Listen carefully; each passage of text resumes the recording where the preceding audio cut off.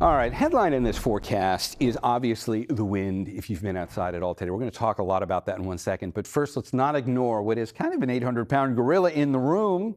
There's a lot of lightning back there over my shoulder. That's over the last 3 hours. You'd look at that and you would understandably think, are we going to get rain from this? The answer is no. That system, which is providing that rain, is for the most part going to be staying off to our east, and we're kind of in this little donut hole of nothingness, kind of in the middle, where rain is not really going to be a factor for us from that system. When you look out the window, there's pretty clear-looking skies, in fact. So let's get that view off the coast. These are the wind streams today. Deep shades of red show you where you've got winds that are going at about 50 miles an hour. And as a result of that, there is our storm force wind warning from the National Weather Service. That's going to go until very early tomorrow morning, this deep purple shade out here. The lighter stuff are the gale force winds. We get that all the time, and most of us ignore it because we're not out in a boat. Most of us can really ignore this too, except it's very interesting. We don't often see that, and this is what the National Weather Service has issued for the 50-mile-an-hour gusts. Those are the storm force winds. What matters more for the rest of us? The advisory. So right now, we've got a wind advisory for pretty much the entire coastline. Let's bring that back down to scale. So from up around well north of Point Reyes and down all the way down the peninsula, this is where you still have your 30-mile-an-hour gusts. And it's going to be windy enough from now till about 9 in the morning, although we've kind of seen the strongest of it. It's going to get a little weaker from here, but you still have that advisory until tomorrow. This one's totally different.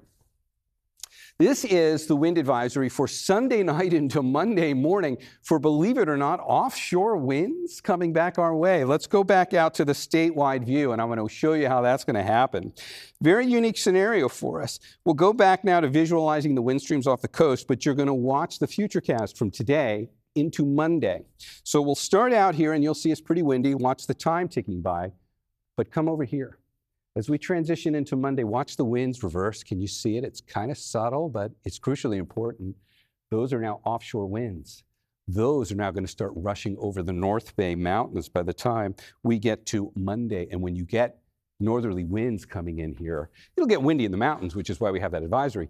But we won't notice a whole lot of that if you live below 1,000 feet, which is most of us. What you're going to notice on Monday instead is quite a warm-up coming our way. So let's go in order. First things first, let's not overlook Sunday.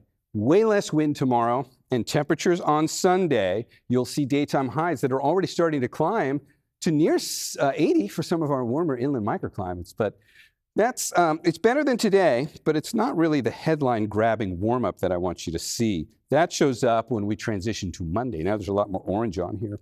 And now when you look at where we're going to be for daytime highs on Monday, remember those offshore winds? Now we're getting well into the 80s for many of our warmer inland locations. Look at San Francisco, 77-degree day by the time we get all the way to Monday. Let's put in a 7-day forecast and see how this is going to play out for us. We'll start out by looking at our inland microclimate, and there's that notable warm up there for Monday. And then look at the temperatures not staying quite that warm, coming down a bit, but still for the most part staying pretty warm over the course of the next 7 days after that. And when we take a look at the forecast for our microclimate for the Bay, that'd be the coast, but the story's going to be pretty much the same.